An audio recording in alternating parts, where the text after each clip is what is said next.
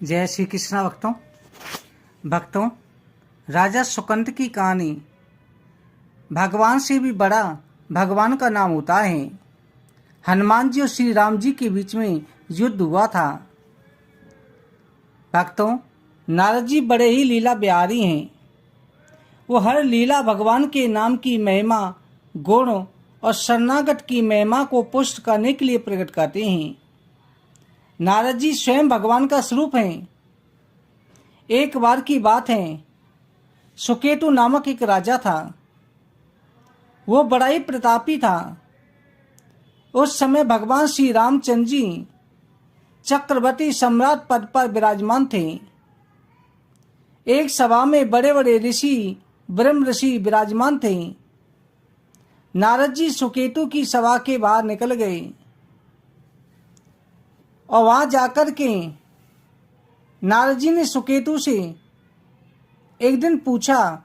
जब सुकेतु जो एक दिन भगवान के दर्शन के लिए आए थे, नारद जी ने उससे पूछा, अंदर प्रभु के दर्शन करने जा रहे हो? सुकेतु ने कहा, हाँ जी। नारद जी कहने लगे, वह बहुत से ब्रह्म ऋषि बैठे हैं, सबको प्रणाम भी करोगे? सुकेतु ने कहा, महाराज, मर्यादा है, संतों को प्रणाम करना ही चाहिए। नारद जी बोले, विश्वामित्र जी को भी प्रणाम करोगी? सुकेतु बोले कि हाँ, वो तो ब्रह्म ऋषि हैं। नारद जी बोले कि अरे राजन, वो ब्रह्म ऋषि कहाँ हैं? वो तो क्षत्रिय कुल में कौशिक वंश में प्रकट हुए हैं। राजा सुकेतु बोले कि उन्होंने तपस्या से ब्रह्म पद प्राप्त किया है। नारद जी कहने लगे, मूल में तो क्षत्रिय है ना। राजा सुकेतु ने कहा कि आप चाहते क्या हैं? नारद जी कहने लगे, बस ऐसे ही प्रणाम कर लेना, माथा उनके चरणों में मत रखना, बाकी सब ऋषियों के आगे माथा टेक लेना। इसके बाद सुकेतु भगवान के दरबार में गए। उन्होंने भगवान को नमन किया, सभी ऋषि मुनियों के चरणों में मस्तक रखा। पर जब विश्वामित्र जी के पास पहुंचे, केवल हाथ जोड़कर के प्रणाम किया, लेकिन माथा नहीं रखा। विश्वामित्र जी ने ध्यान तक नहीं दिया। सभा पूर्ण हुई। इसके बाद नारद जी विश्वामित्र जी के पास आकर बैठ गए। नारद जी ने विश्वामित्र जी से पूछा, आपने कुछ देखा? विश्वामित्र जी बोले, क्या? नारद जी बोले कि मुनिवर, सुकेतु को। विश्वामित्र जी कहने लगे, क्या बात हुई? मैंने तो ध्यान दिया नहीं। नारद जी कहने लगे, सुकेतु ने सबको माथा टेक करके प्रणाम किया, बस आप ऐसे ही आपको प्रणाम कर दिया, माथा नहीं टेका।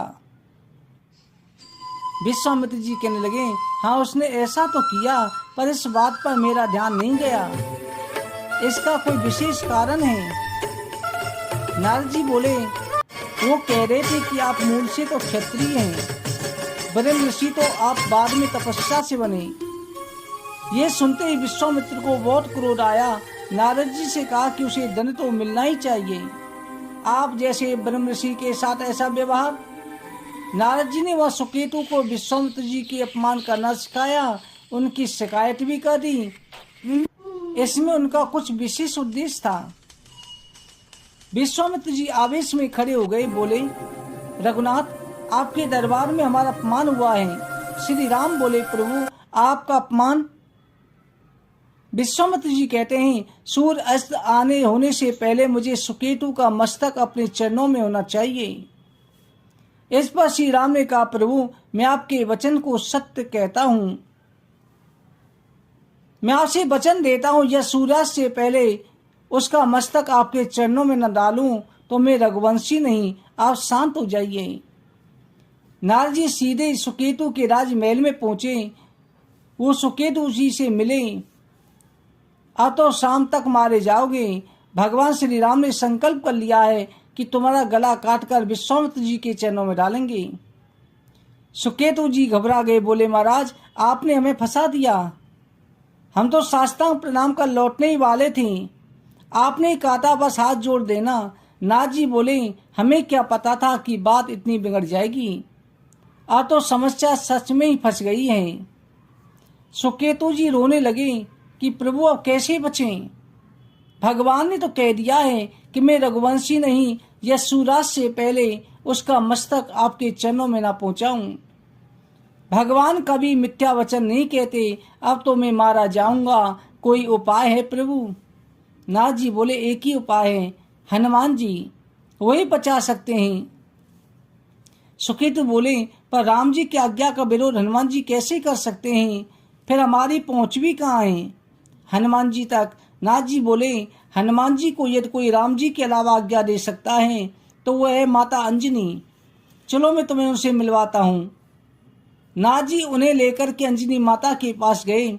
सुकेतु जी ने साष्टांग दंडवत प्रणाम किया, रोते हुए बोले, माँ रक्षा कीजिए। माता अंजनी बोली, बेटा बताओ तो सही क्या समस्या है?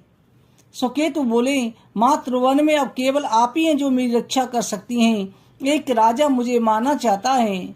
माता अंजनी ने कहा, मेरा पुत्र महाबली हनुमान है, यदि मैं उसे आज्ञा दूं तो कभी मेरी आज्ञा का उल्लंघन नहीं करेगा। जाओ मैं तुम्हारी रक्षा का व्रत लेती हूँ। नारद जी मनी मन प्रसन्न हुए, काम बन गया। अब भगवान के नाम की महिमा प्रकट होगी। हनुमान जी से माता अंजनी ने कहा, बेटा मैंने इसकी रक्षा का व्रत लिया है। हनुमान जी बोले, आपकी आज्ञा मेरे सिर आंखों पर। त्रिभुवन में ऐसा कोई पैदा नहीं हुआ जो मेरी माँ किसी की रक्षा का व्रत ले वो उसे मार दे। कौन राजा है जो उसे मारना चाहता है? सुकेतु ने हाथ जोड़कर धीरे से कहा, भगवान श्री राम। हनुमान जी सुनकर के सन्न रह गए। क्या मेरे स्वामी, माँ आपने किसके विरुद्ध रक्षा का व्रत ले लिया? माँ ये तो मेरे प्रभु हैं, उनके विरुद्ध में कैसे खड़ा हो सकता हूँ? माता अंजनी बोली कि बेटा हमने तो वचन दे दिया, अब उसे निभाना होगा। हनुमान जी बोले, चलो एकांत में चलो। वो सुकेतु को एकांत में ले गए। संध्या का समय था, सूर्यास्त होने वाला था। हनुमान जी बोले, क्या बस एक उपाय है? तुम्हें अपनी हर श्वास में राम नाम जपना होगा। जहाँ राम नाम रुका वही भगवान का बाण तुझे समाप्त कर देगा।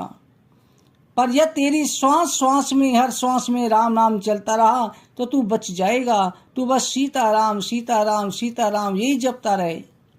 ये क्रम कभी टूटना नहीं चाहिए। यदि बीच में जरा सा भी अंतर पड़ा तो प्रभु का मोह बाण तुझे काट देगा। अब तू चिंता मत कर, बैठ जा, नाम जब शुरू कर दे। सुकेतु बैठ गए, जपने लगे, सीताराम सीताराम सीताराम सीताराम। हनुमान जी महाराज ने करताल उठाई, वो भी प्रभु का नाम जपने लगे, उनके पास पास नृत्य करने लगे। उधर भगवान श्री राम ने अमोघ बाण का संगान किया। बाण छोड़ा गया, वो तीव्र वेग से चला, लेकिन जब हनुमान जी महाराज सुकेतु नाम जप रहे थे वहां पहुंच करके बाण रुक गया। उसने दोनों की परिक्रमा करी, वापस लौट गया। प्रभु श्री राम जी चकित रह गए।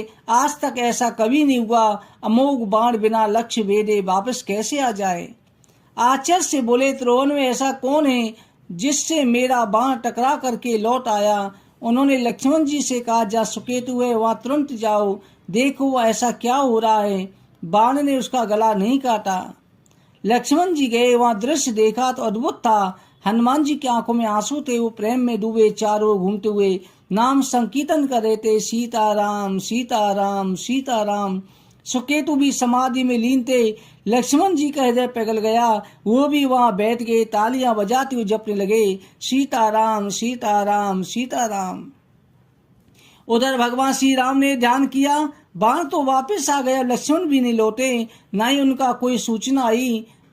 वहां कुछ तो विशेष चल रहा है। विश्वामित्र जी ने कहा, आपने संकल्प किया था कि संध्या से पहले उसका शीश काट कर लाएंगे। भगवान श्री राम ने विनम्रता से कहा, गुरुदेव कृपा धैर्य रखें, मैं स्वयं जाता हूँ। यह सुनकर के विश्वामित्र जी बोले, तो मैं भी साथ चलूंगा, देखूंगा तुम क्या निर्णय लेते हो। साथ में सभी ब्रह्म ऋषि, देव ऋषि, नारद जी भी बीड़ा लिए चल पड़े। जहाँ भगवान श्री राम पहुंचे, जो दृश्य देखा अद्भुत था। सुकेतु प्रभु श्री राम का नाम जप रहे थे, हनुमान जी करताल लेकर कीर्तन कर रहे थे, सीताराम सीताराम सीताराम। उनके साथ लक्ष्मण भी कीर्तन में लगे थे। भगवान श्री राम की आंखों में करुणा झलक उठी। अब मुझे समझ आया। प्रभु बोले, जिसके गले में निरंतर मेरा नाम चल रहा हो वह मेरा मोह बाण भी छेदन नहीं कर सकता। श्री राम ने विश्वामित्र जी से कहा, गुरुदेव आपने आज्ञा दी थी कि इसका शीश लाना है, लेकिन यह नहीं कहा कि काट कर के ही लाना है। श्री राम ने सुकेतु से कहा, रखो अपना मस्तक विश्वामित्र जी के चरणों में। विश्वामित्र जी प्रसन्न हो गए। नारद जी मुस्कुराकर बोले, प्रभु सुकेतु का दोष नहीं, न विश्वामित्र का, बस ये मैं दिखाना चाहता था आपके अमोघ बाण में अधिक शक्तिशाली आपका नाम है। जिस गले में निरंतर राम नाम गूंजता है वह सुदर्शन चक्र भी असमर्थ है। नाम जापक एक अमोघ शक्ति से संपन्न हो जाता है। आप नाम जप शुरू करें। कुछ दिन नाम जपने के बाद अगर आपके जीवन में विपत्तियां आने लगे तो हारना मत, ये आपके पुराने कर्मों का हिसाब हो रहा है। एक युद्ध है, कभी विपक्ष से बाण आकर के घायल करता है तो सूरवीर पीठ दिखाकर थोड़ी भाग जाता है। चाहे जितनी विपत्तियां आए पर नाम जप नहीं छूटना चाहिए। उन विपत्तियों का कोई प्रभाव पर नहीं पड़ेगा। हरि के स्मरण से सारी विपत्तियां दूर हो जाती हैं। बोलो वृंदावन बिहारी लाल।